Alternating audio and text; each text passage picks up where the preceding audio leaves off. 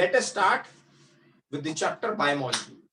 Now, no one is old candidate, no one is new candidate, because it is a new chapter. So be focused while I am teaching or delivering the facts, right? While we will consider biomolecule, why we consider the biomolecules? See, मैंने आपसे कहा कि living और non living के बीच का एक सबसे बड़ा डिफरेंस है उसका मेटाबॉलिज्म. तो ऐसा क्या है जो कि लिविंग के मेटाबॉलिज्म में को रेगुलेट करने के लिए जरूरी है? There should be some molecules, there must be some atoms, elements that are needed to make a cell living. Why a cell is living and this marker is non-living? Because there is not that organization like cell. तो क्या है भाई वो cell क्या है? Cell है, it is a combination of compound, complex, atoms, elements, molecules. वो क्या है जो इसके ऑर्गेनाइजेशन को लिविंग बना दे रहे हैं? So those molecules, study of those molecules which is needed to maintain a system living. Huh? So what are biomolecules? What are biomolecules? Those molecules which are needed to maintain a system living or vital. तमाम वो molecules जो किसी system के लिविंगनेस के लिए जरूरी हैं, those are biomolecules, है ना? Those biomolecules can be categorized. Those biomolecules can be categorized in bio-macromolecules and bio-micromolecules.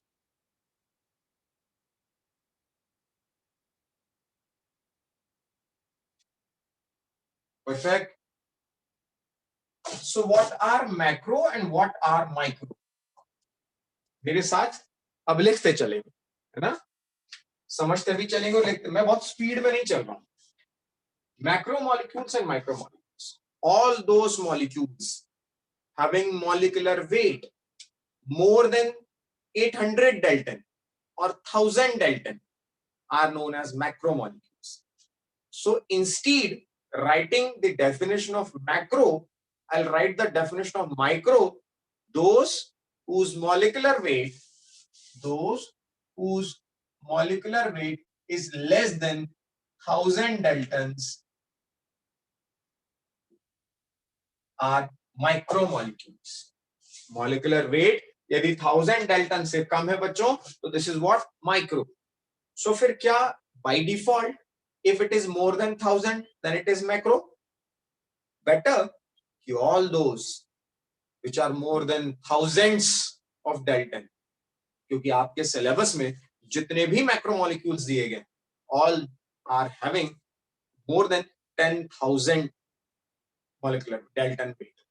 Perfect. So इसको कितना है लिमिट अपन ने छोड़ दिया, इसको जरूर कर दिया स्पेसिफाई कि लेस देन 1000 इज परफेक्ट. चलिए अब सवाल ये उठता है कि यदि वो लेस देन 1000 है तो केवल क्या एक ही क्राइटेरिया होना चाहिए, दूसरा क्राइटेरिया? इसमें तो मैं लिख देता हूं more than thousands, more than thousands. एक और क्राइटेरिया बना लेते हैं. एक और क्राइटेरिया ऐसे बना लेते हैं दोस्तों, when any given compound or micro or macromolecule, mixture of macro and micro is treated with trichloroacetic acid. Is it treated with trichloroacetic acid? Then if it is treated with trichloroacetic acid, then there will be, it is an acid, and it is get filtered. Trichloroacetic acid में मिलाने के बाद filter किया. Filter करने के बाद there will be two fractions. One will be रेटेनेंट जो ऊपर रह गया, एंड वन इज फिल्ट्रेट जो फिल्ट्रेट में आ गया. But obvious that fraction which comes under the category of filtrate is known as acid soluble fraction, is known as acid soluble fraction.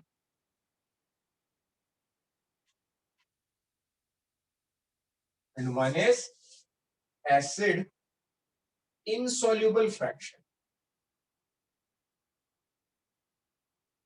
अब इतना तो जाहिर सी बात है, one can understand if it is a macromolecule, if it is a macromolecule, for sure it will be an insoluble fraction. यार बड़ा molecule है, वो ऊपर ही रह जाएगा रेटेनेंट में, और फिल्ट्रेट में वो आएगा जो छोटा होगा, सोल्यूबलाइज होगा उस एसिड में, वो डिसॉल्व होकर नीचे आ जाएगा, वो डिसॉल्व होकर नीचे आ जाएगा. So all micromolecular fraction is acid soluble fraction and all macro are acid insoluble fraction. लिख रहे हैं मेरे साथ आप?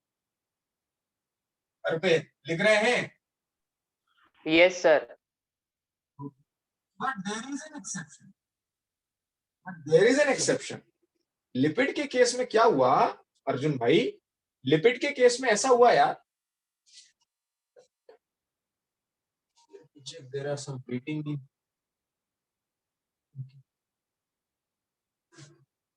In case of lipid whose molecular weight is less than 1000, lipid का मॉलिक्यूलर वेट होता है 800 डाल्टन.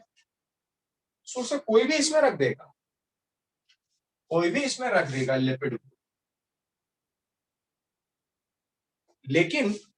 लेकिन फिर ऐसा था तो वो किसमें मिलना था? एसिड सॉल्युबल फ्रैक्शन में. If molecular weight is less than 1000 Dalton, like इसका होता है 800 Dalton, so what one can expect? Lipid should be in what? Acid soluble fraction, but it was present in acid insoluble fraction. Lipid was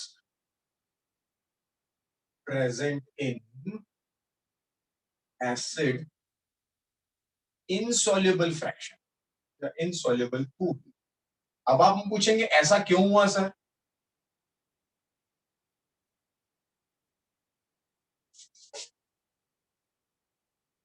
ऐसा क्यों हुआ? The reason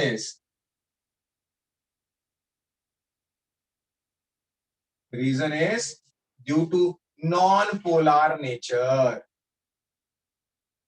Non-polar nature. ऐसा क्यों हुआ?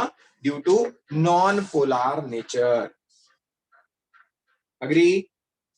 यदि पोलैरिटी होती तो वो सॉल्युबल पूल में डिवाइड हो जाता, डिसॉल्व हो जाता और नीचे आता. लेकिन क्योंकि हम एक्सपेक्ट भी कर रहे थे, क्योंकि उसका मॉलिक्यूलर वेट 800 डाल्टन है, उससे कम है, तो वो मिलना था सॉल्युबल फ्रैक्शन, बट मिला वो इनसॉल्युबल फ्रैक्शन में, क्योंकि उसका नेचर नॉन पोलर नेचर. तो ये तो पहले दो चीजें, आप बिल्कुल पॉइंट टू पॉइंट चलना, बिल्कुल दाएं बाएं होने की जरूरत नहीं है. बैल की तरह बिल्कुल एक नजर टिका के रखनी एनसीईआरटी पर. कंसेप्ट मैं सारे बताता हूं, कंसेप्ट की चिंता मत करो. ये आपका एनसीईआरटी का बायोमोलिक्यूल का पहला पार्ट कंप्लीट हुआ. लेकिन एनालिसिस करने के लिए, when we come to the analysis of biomolecules, analysis of biomolecules, there are two types of analysis. One is quantitative and one is qualitative. One is quantitative and one is qualitative.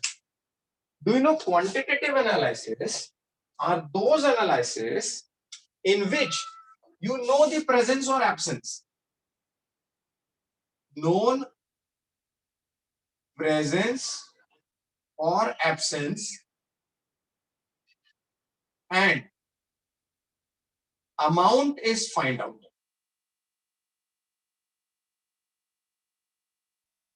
या analyse. सो ऐसा कोई भी testing आप यदि करते हैं, जैसे चलिए पहले पूरा बता दूं, जिसमें आप प्रेजेंस और एब्सेंस आपको पता है कि वो है या नहीं है, but you are trying to find out in how much amount, then it is quantitative. But if we analyze to find out the presence or absence, then it is what? Qualitative. Like, यदि मैं अभी किसी से पूछूं, Kavya, are you there? Yes, sir. Prasanna, are you there? Yes, sir. Okay. Prasanna और काव्य दोनों से कोई मुझे ये बताइए, अभी कोई एक बंदा या बंदी कोविड टेस्ट कराने जाती है, तो वो कौन सा एनालाइज कर रहे हैं, क्वांटिटेटिव की क्वालिटेटिव? Qualitative. क्वालिटेटिव. ऐसा क्यों लगता है आपको प्रसन्ना? क्योंकि कोविड टेस्ट ये ब्लड के क्वालिटी से ही होती है. अरे नहीं, गलत जा रही है. हाँ आयशा मैडम बोलिए. So it's quantitative. They check the amount of the virus present in the blood. और आयशा, अरे it should be qualitative ना dear. Aisha, person is going to test whether he is COVID positive or negative, whether coronavirus is present or absent. So it should be qualitative. Once it is detected it is positive, या COVID positive, then in how much amount of infection is there, then it is quantitative ना. Aisha, you got it? Yes, sir. Simple सा concept था बच्चों. If you are, suppose a diabetic person, again listen question carefully. Suppose a diabetic person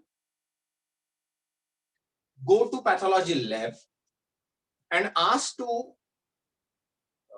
take a sample to analyze the blood sample, and he or she tells to the pathologist that I am diabetic.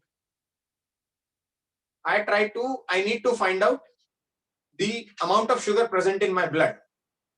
Then what? Quantitative or qualitative? Quantitative. Very simple.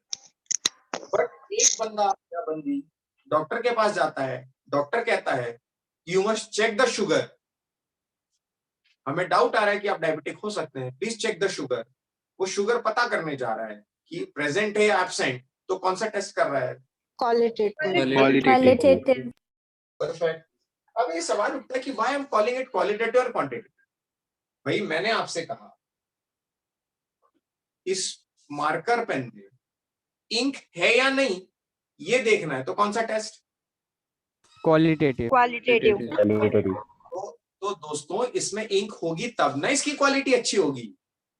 तो किसी चीज के presence या absence से quality decide होती है, इसलिए ऐसे टेस्ट को क्या कहते हैं? क्वालिटेटिव. और ये पता हो कि वो इंक तो है, but in how much amount, then it is what? Quantitative. ये बात तो बिल्कुल क्लियर हो गई. ये एक दूसरा एस्पेक्ट अपना क्लियर हुआ एनसीईआरटी का, क्वालिटेटिव और क्वांटिटेटिव. अब इसी एनालिसिस को मैं कंटिन्यू करूं, क्वालिटेटिव और क्वांटिटेटिव को, तो दो एनालिसिस और आते हैं.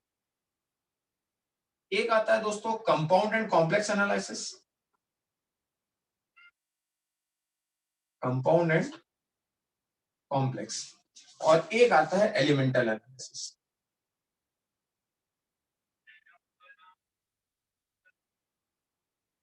परफेक्ट.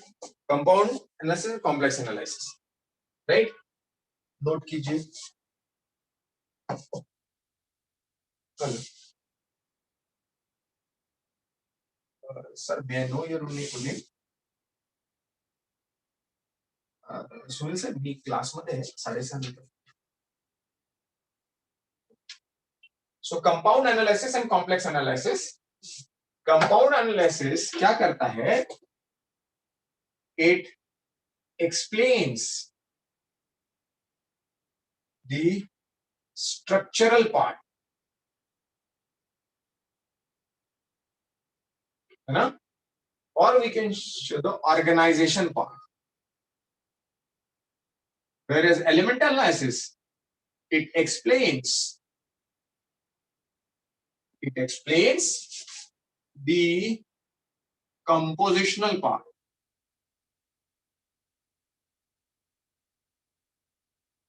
इसकी टेस्टिंग जो होती है वो एक एश टेस्ट होता है। बस सिंपल सी बात है, मुझे कुछ किसी का पता करना है तो उस चीज को जला दूं, राख बन जाए, राख में पता कर लूं कॉपर था कि मैग्नीशियम था कि आयरन था, व्हाटएवर इट इज, है ना। जबकि कंपाउंड एनालिसिस में मुझे ये नहीं पता करना, मुझे सिर्फ ये पता करना है कि कोई एक कंपाउंड दिया गया, उसमें क्या क्या चीजें प्रेजेंट हैं, है ना। तो ये उसका स्ट्रक्चर बताता है कि उसमें क्या क्या है, उसका कंपोज, उसका ऑर्गेनाइजेशन बताता है कि किस किस से मिलकर वो बना हुआ है, और वो भी फाइन किससे बना हुआ है, दैट इज एलिमेंटल एनालिसिस। तो यूजुअली कंपाउंड और कॉम्प्लेक्स को हम कहते हैं ऑर्गेनिक एनालिसिस,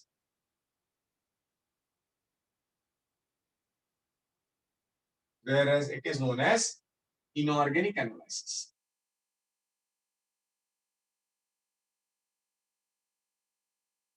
परफेक्ट। ये एक और पार्ट कंप्लीट हुआ बच्चों आपका एनसीईआरटी के accordingly.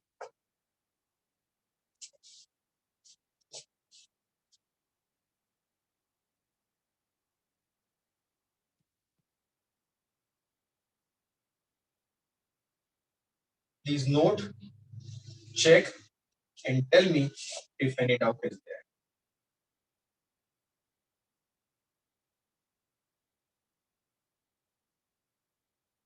All those students who are attending the class first time, don't be shy, don't be introvert, ask me if you have any doubt, because I started a new chapter. Dr. Paithane, आपण पहिल्यांदा आला Yes, sir. बरोबर, Yes, sir. मग काही problem, काही doubt? Sir, will you repeat this compound, complex, and elemental analysis? No problem. If I am asking you कि इसमें क्या क्या है, तो मैंने कंपाउंडर कॉम्प्लेक्स कर लिया कि किस किस से मिलकर ये बना है, लेकिन फिर मैं पूछूं कि वो प्लास्टिक भी किसका बना, मैंने इसमें क्या कह दिया, एक स्पॉन्ज है, इंक है, प्लास्टिक है, दैट्स इट, वो कंपाउंडर कॉम्प्लेक्स। बट उस इंक में आयोडीन है, उस इंक में आयोडीन है, पिगमेंट है, ये भी मैं आपको बता रहा हूं, तो वो कौन सा पिगमेंट है और क्या है वो बताने वाला कौन सा एलिमेंट है। Shreyas, agree? Yes, sir. Got it, sir. Perfect, perfect. चलिए, tell me if any doubt you have. चलिए, if not, switching to another part, switching to another part, कि इसके बाद प्यूरिफिकेशन, सेपरेशन और आइडेंटिफिकेशन की कुछ टेक्निक होती है जिसको मैं बताकर रख रहा हूं, बट हम पढ़ेंगे उसको क्लास 12 ड्यूरिंग बायोटेक्नोलॉजी। लाइक कौन कौन सी टेक्निक में बता के छोड़ दे रहा हूं, क्रोमेटोग्राफी,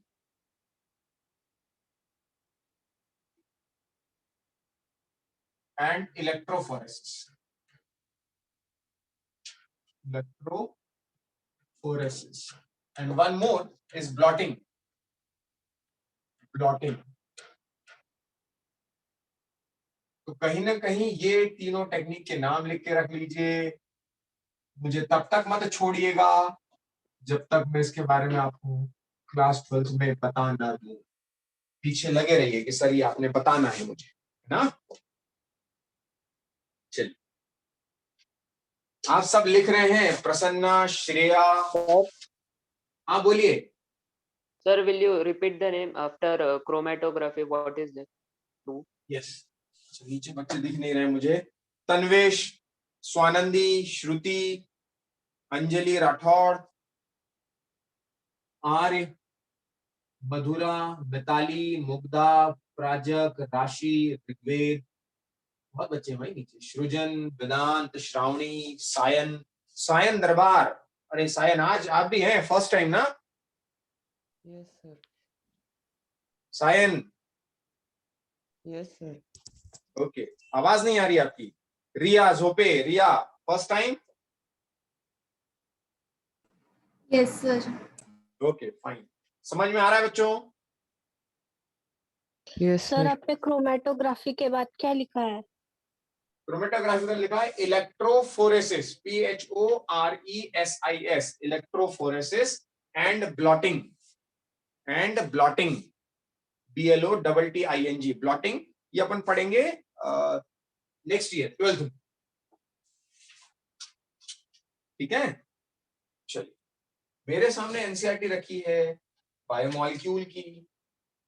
अब इन्होंने क्या किया है, पूरा रैंडम कर दिया है चैप्टर रैंडम कैसे कर दिया है, तो इन्होंने बायोमोलिक्यूल स्टार्ट किया, बीच में अमीनो एसिड, फिर न्यूक्लिक एसिड, फिर प्रोटीन, फिर कार्बोहाइड्रेट, फिर प्रोटीन, फिर कार्बोहाइड्रेट, फिर एंजाइम, सब रैंडम हो गया।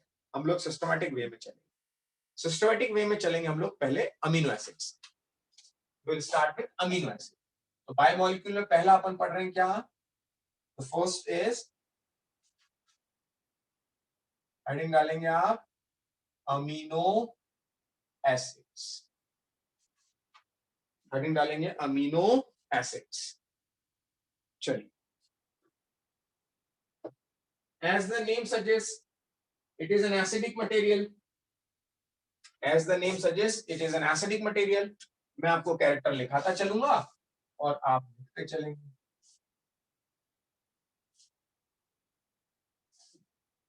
Organic compounds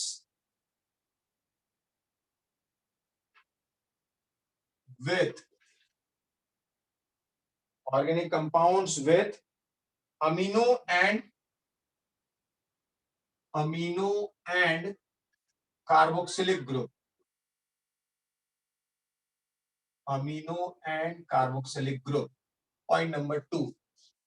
अब वो पॉइंट नंबर 2 लिखने के पहले उसका स्ट्रक्चर, कि कैसे अमीनो और कार्बोक्सिलिक, रटना नहीं है, रेजोनाइट्स को रटना नहीं है ना। अब स्ट्रक्चर बना लेते हैं यार।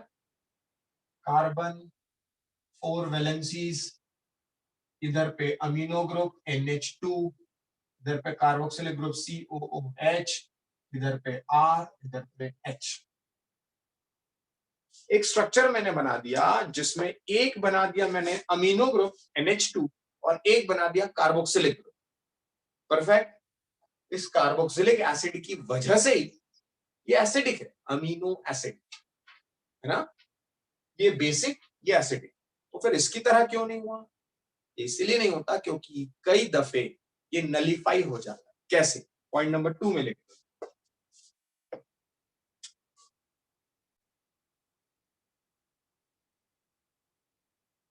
This carbon is alpha carbon, central carbon known as alpha carbon have all 4 valencies different. Therefore, this alpha carbon known as chiral carbon, वो जो सेंटर का C है, आप देख रहे होंगे सेंटर के C की चारों वैलेंसीज, यदि मैं ऐसा खड़ा हो गया तो ऐसे खड़े होने पर मेरी चारों वैलेंसीज 1, 2, 3 और 4, चारों वैलेंसीज अलग अलग। All the 4 valencies are different, such carbons are known as chiral carbon. और अल्फा तो इसलिए कि पहला कार्बन है, सेंटर में तो एक ही है, बीटा है ही नहीं, अल्फा कार्बन। और उस कार्बन का नाम अपन ने क्या कह दिया? Chiral carbon. Perfect. Next, based on number of carboxylic and amino group, based on number of carboxylic and amino group, हम कैटेगरी बना देते हैं उसकी। कार्बोक्सिलिक ग्रुप में हम रख देते हैं एसिडिक, बेसिक और न्यूट्रल।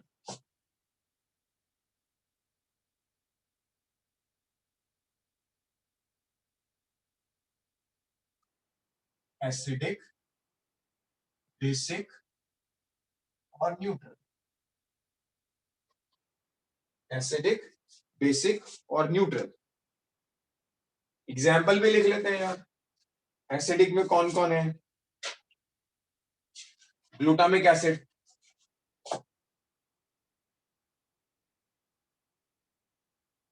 Glutamic acid. बेसिक में अपन लिख लेते हैं लाइसीन, और न्यूट्रल लिख देते हैं वैलीन।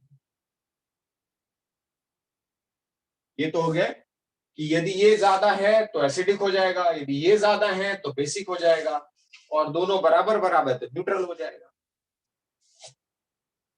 अर्पित दिख रहा है कि नहीं दिख रहा है? श्रावणी, सायन, शुभम? यस सर, दिख रहा है। Shubham Rothe? Yes, sir. Shubham Rothe, you just join ना? Yes, sir. Yes, okay. Based on, ये तो हो गया था कार्बोक्सिलिक और अमीनो ग्रुप के आधार पर ना। Based on R group, R group क्या होता है? ये बेस्ड ऑन आर ग्रुप, ये 3 टाइप के हो सकते हैं।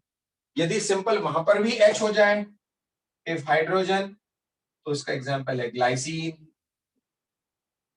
यदि वहां पर भी H हो जाए तो वो ग्लाइसीन। यदि मिथाइल ग्रुप आ जाए, if methyl group, then alanine. R की जगह पे बात कर रहा हूं मैं। और यदि हाइड्रोक्सी मिथाइल हो,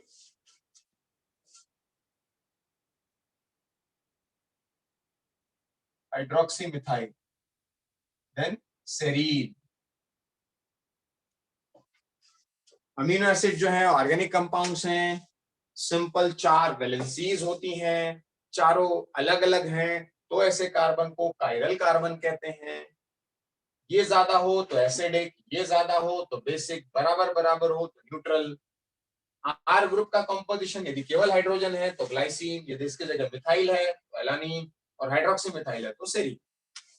ये लर्न करने वाला पार्ट है, लेकिन समझने वाला जो पार्ट है, समझने वाला जो पार्ट है,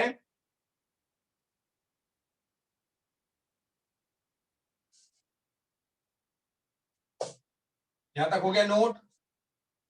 Rigveda, yes sir. Rashi, Prajakta, Srijan, Vedant, noted? Yes, sir. Yes sir. Yes, sir. Amino acid has ionizable nature. Amino acid has ionizable nature of amino and carboxylic group, of amino and carboxylic group, of amino and carboxylic group. Therefore, in a solution, it forms Zwitter ions.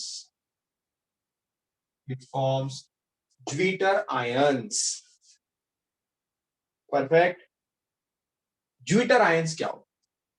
What are Zwitter ions? बच्चों, यदि ये plus है, ये वाला part plus और ये वाला part minus है, नेगेटिव और पॉजिटिव, तो दोनों एक दूसरे को नलीफाई कर देते हैं,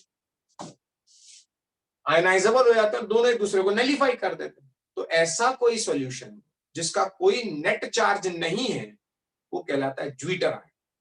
there is no net charge, न पॉजिटिव न negative, there is no net charge, then it is zwitter ion. तो यहां मैं लिख देता हूं, no net charge,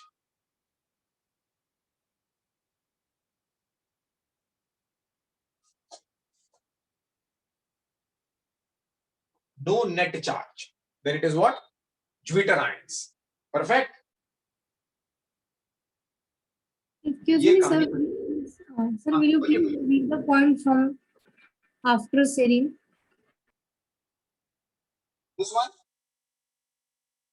Yes, sir, that one. amino acid has both the ionizable group. Gayatri, one is carboxylic, one is amino. So in a solution, since carboxylic is negative and ionic and amino is cationic, positive, So in a solution, sometimes what happens, they ionized and nullify the each other's charge. Positive negative और negative positive को nullify कर देता है. In that way, एक ऐसा solution बनता है जिसका कोई negative, कोई net charge नहीं होता, ना positive ना negative, कोई charge ही नहीं होता, because they nullify each other, and such solutions are called as, such ions are called as Jupiter ions. Gayatri, agree? Yes, sir. Thank you, sir. Sir sir वो COH के last में क्या लिखा है? Carboxylic group के आगे group है ना, वो नीचे नीचे ज्विटर आयंस के ऊपर. ग्रुप GR मतलब ग्रुप, शॉर्ट में लिख दिया मैंने group.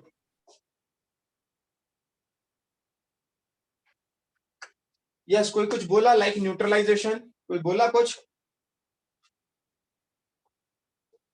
Yes, sir, I posted. Yes, that is absolutely a neutralization, no problem. The most important one, the need, frequently asked question in need. Frequently asked question in need. I'm highlighting this. Number 1, this question will be asked in need.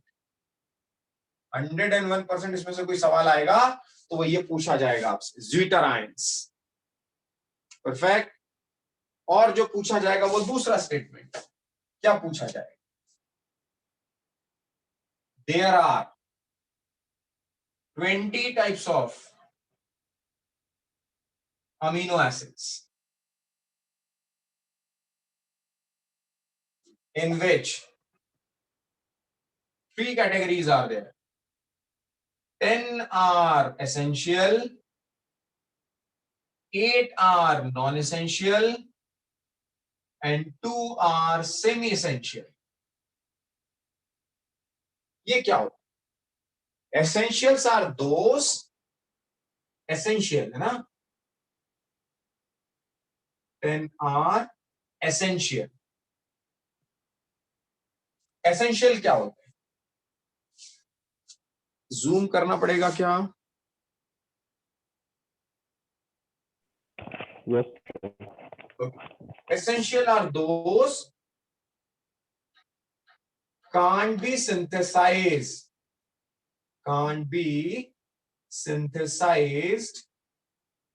in human body.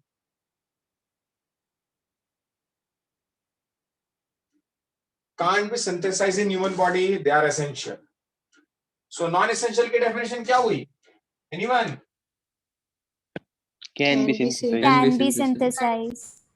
Can be synthesized. तो semi-essential की क्या हुई? Partially synthesized. Partially synthesized and partially by intake. कैसे possible है कि कोई partially synthesize होगा? How is it possible to synthesize it partially? Semi-synthesize means that will synthesize in some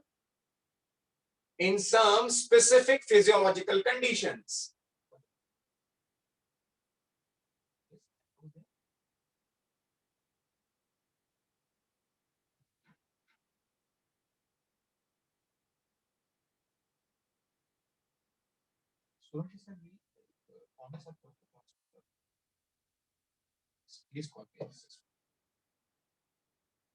Okay, so semi-essentials synthesized, but in some specific physiological condition only.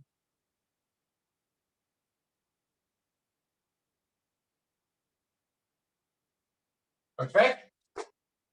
Synthesized, but in some special physiological conditions only, then it is what? Semi-essential. Excuse me, sir. It's used.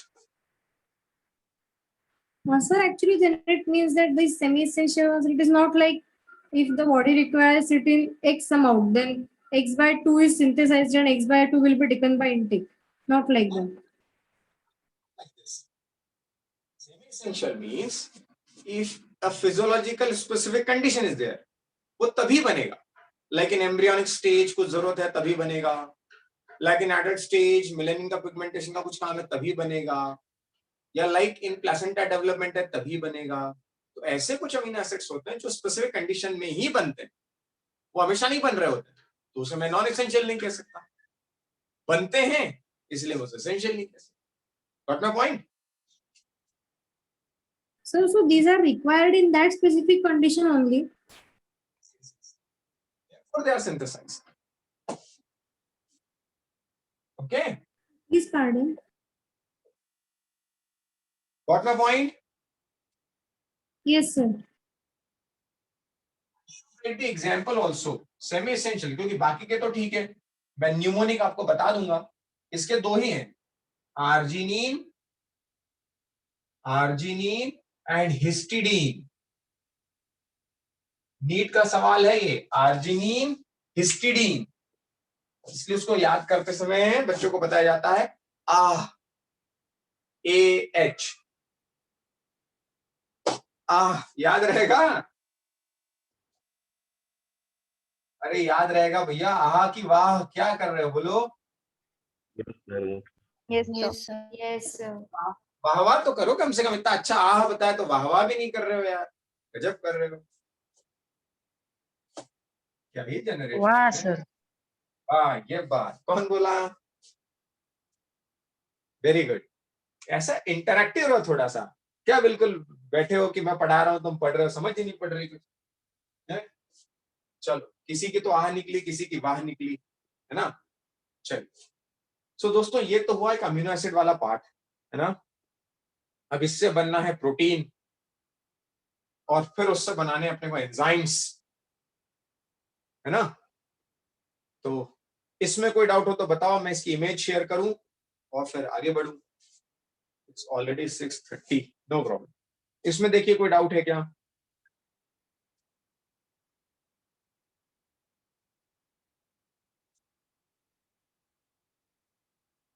No doubt, sir.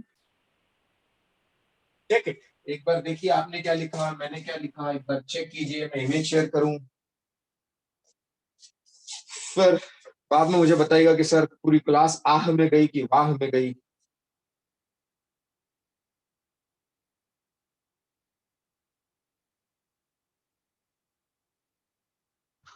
Sir, can you please zoom the right side corner, bottom corner? क्या ही zoom करना है MJ, doctor MJ, मैं तो ये पूरा image ही share कर देता हूँ। लो,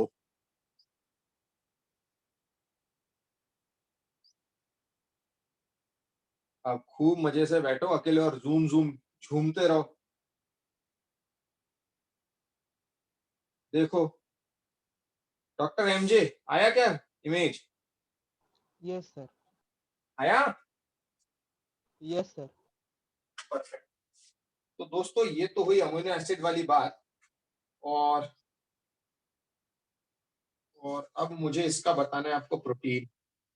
जब अमीनो एसिड से मिलता चलता है तो बच्चों बनता है प्रोटीन। इसे मिटाऊं क्या, देख लीजिए।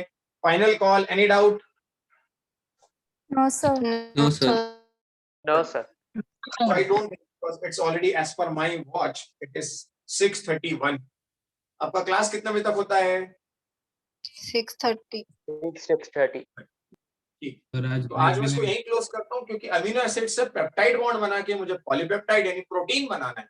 वो कैसे? वो दूसरा बायोमोलिक्यूल आज मैंने एक फिनिश किया, मैं कल दूसरा बताऊंगा प्रोटीन का। परफेक्ट। लेकिन तब तक कुछ आप लोगों से मैं बातें कर लूं। Okay, fine. So I should stop this teaching part for today. Next इसमें थोड़ा सा पढ़ के रखिए। पढ़ के क्या रखना है? तो एनसीईआरटी का 11th का ऑनलाइन पीडीएफ अवेलेबल होता है, उसे डाउनलोड कर लीजिए। बायोमोलिक्यूल वाला पार्ट पढ़ के रखिए, अमीनो एसिड पढ़ के रखिए, प्रोटीन पढ़ के रखिए, so that in the next class you should be ready with some doubts, with some questions, and whatever it is. Perfect.